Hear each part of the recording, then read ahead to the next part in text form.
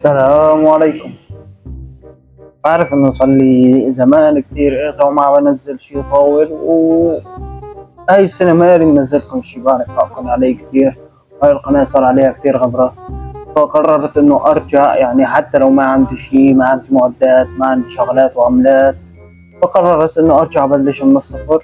وبتمنى انكم تتفاعلوا، لانه هذا الفيديو من العيار يلي شي بيعجبكم خيو، شي بيعجبكم على الأخير.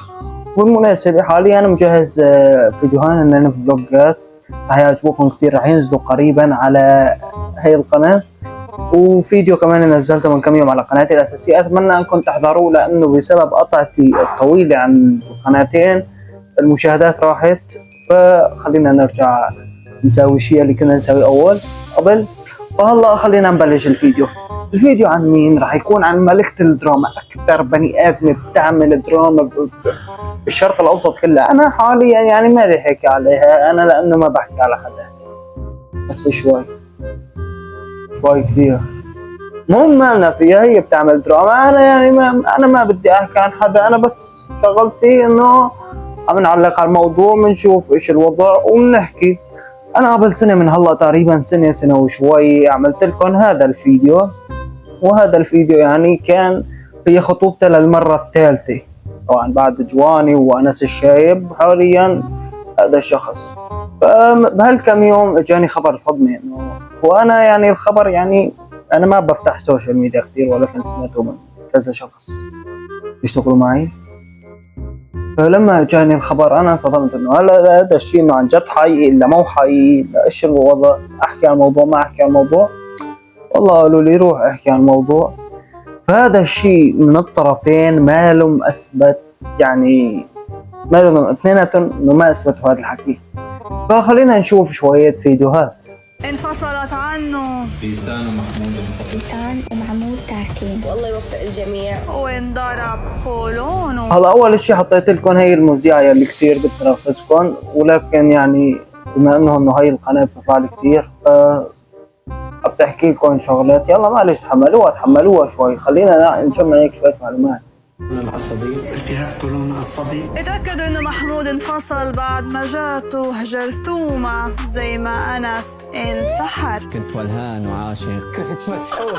صعبان عليهم بيسان، وبيقولوا محمود هرب من المسؤولية والزواج. متى عرسكم؟ على همة العريس. يعني امتى؟ ما اعطتني جواب. عموما الجمهور عامل اضراب، علاقتكم حب ولا مشاهدات؟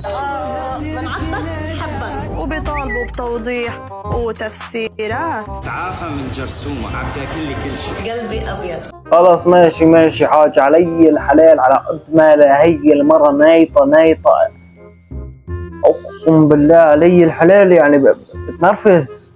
ما بعرف انتوا شلون بتحملوها، شلون بتتابعوا، انا ما بعرف. خلينا نشوف غير فيديو.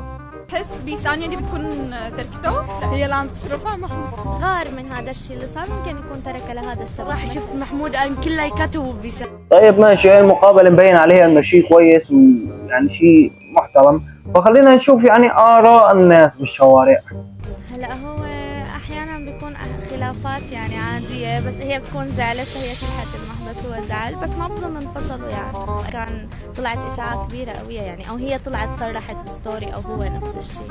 هلا انا بحس بيسان اسماعيل كل فتره بترتبط وبتنفصل، فبظن انه انفصلت، لانه كل مره بتعمل دراما وبتنفصل، دراما وبتنفصل.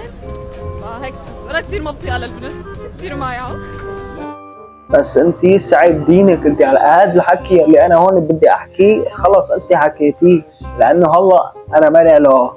هي البنت حكته بتروحوا بتشتكوا عليها، انا مالي عليه فعليا. يعني انا هيك ما بطيئه وبحسها غليظه كثير يعني هلا بتقولي انه محمود انظلم مع بيسان، يعني هي بيسان هي اللي تركته؟ بحس ايه، وبحس انس كمان ما اخذ البيت، يعني بحس كمان هي كذبه منه. بحس انه لا حرام، محمود انظلم معه. بحس انه اخذته مصلحه، بس ما بعرف كذب، بياخذوا لايكات وهيك. انا الصراحه شفت محمود قام كله يكتب بيسان، اي من لايكات. بس انا برايي انه هذا كله دراما تبع المتابعين، يعني كل الناس بقى يعني بيعملوا هيك صراحة، يعني صاروا كل المشاهير بيعملوا هذا الشيء خصوصي بس مشان يجيوا متابعين وهيك. فأنا برأيي هذا كله بس مشان الدراما ومتابعين وهيك، أما إنه هن يتركوا مستحيل، ما بتوقع. هذا الولد بيرك يعني متعمق كثير، بيحش هيك حاله هيك يعني مغمق كثير في السوشيال ميديا، يعني بيحكي يعني على عمره انا يمكن كنت العب بالحاره، لسه عم بلعب شيش وعم بلعب حاح مع اولاد الحاره. هو بيرك متغمق في السوشيال ميديا. القصة اسمها نصيب بالبداية هي، بس هن كشكل عام اثنين متصنعين كتير. هو كشاب أنا ما حبيته كتير، بتحسه نايت بالكلام، وهي بتضل مايعة ومتصنعة، وصراحة ما بتستاهل هالشهرة اللي هي فيها أبدا. بس يا ترى لو كانت هالشائعة صح، مين ترك مين وليش؟ وهل هالشي صار عن سابق الإصرار والترصد؟ ما بعرف، بس أنا بحس إنه محمود أكتر من بيسان، بس هقول له إنه خسرت واحدة حلوة كتير يعني بيسان إنه هي اللي عم تصرفها. فبما انه هيك بين معناه انه ناس صيفي مع محمود وناس صيفي مع بيسان، خلينا نشوف كمان نحن فيديوهات انفصال بيسان ومحمود. واليوم يا جماعة الخير عندي إثباتات تثبت إنه طبعا عندنا الإثبات الأول من بيسان، والإثبات الثاني اللي هو أثبت كل شيء من محمود. طلعوا هون بيسان، إذا بتركزوا بعيونها إنه عيونها دبلانين لبيسان. الإثبات الثاني يا جماعة الخير اللي هو أكد هالموضوع هو محمود. طلعوا محمود يا جماعة الخير. محمود يا جماعة الخير بس تفرجوا على شكله بتحسوا عليه التعب. انت من الفيديو اللي عندك المعلومات اللي عم تطالعها ايوه شيلها وحطها في يا زلمه علي الحلال. لو داخل بتواليت وبيرك عم طالع هيك معلومات يا زلمه، ايش بيطلع لك كل واحد علي الحلال معاق. انفصلنا انا ومحمود لظروف خاصه صارت معنا ما راح احكي فيها. بالنسبة لبيسان انتهى كل شيء بيناتنا، يا ريت ما حدا يسألني شو صار بينكم وليش تركته. صار خلاف بيني وبينها وانتهى بأرضه. اتخذت أصعب قرار بحياتي، هو قرار الانفصال. الله، هذا يعني للمعلومية هذا ترى مو صوتون، هذا مطبق على الذكاء الاصطناعي. وقصة انه سمعتوا صوت بيسان عم بتقول انه انفصلنا لاسباب مدري ايش، ومحمود كمان عم بيحكي نفس الشيء، هذا كله مطبق على الاي اي. This is AI، ما له حقيقي. ايوه مشان تعرفوا بقى القصة. خبر محزن لفانز محمود وبيسان. محمود حذف فيديو البروبوزل من صفحته. الله ماشي، انتم جماعة المعلومات ما بعرف انتم من وين بتجيبوا هالمعلومات. يعني معقول انه على تيك توك شالوا فيديوهات الخطبة، على الانستغرام لا هذا غير شيء، نحن مرتبطين على فيسبوك شيء بس منفصلين على تطبيق انستا، بس يعني متجوزين وجايبين اولاد على برنامج تيك توك. ايش يا لسه هون شغله وهون شغله، ما لهم حاسبين شيء اثنيناتهم، ما لهم حاسبين شيء. ماشي انه باخر فتره كانوا الاثنين كان بيسان ولا محمود عم بنزلوا انه بس صور لحال، فما بعرف ايش ليطلع يعني بقى من هالموضوع. خلينا نشوف كمان فيديو اللي وصلتني، وهي بتدل على انه الانسه بيسان وحبيبها محمود تاركين. شلون انا بعرف انه هن تاركين؟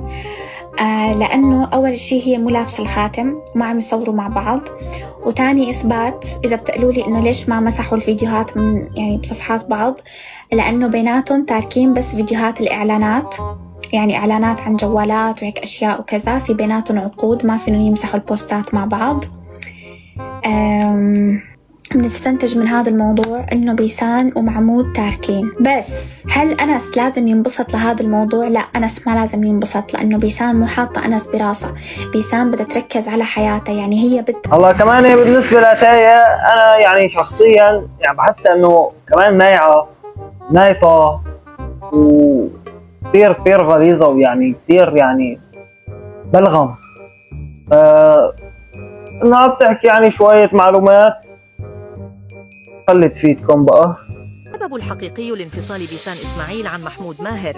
في خبر هز السوشيال ميديا، أكدت أنباء انفصال الثنائي الشهير بيسان إسماعيل ومحمود ماهر بعد خطوبة استمرت لأشهر غير متوقع. بحسب مصادر مقربة فإن بيسان هي من قررت إنهاء العلاقة رغم محاولات محمود المستميتة لإنقاذها. السبب الحقيقي محمود لا يستطيع الإنجاب، وكان ماشي إنه هي هذا الفيديو بآخر لقطة إنها بتقول إنه سبب انفصالهم انه عقيم ما بيجيب اولاد. والله طلعت يا محمود مالك زلمه.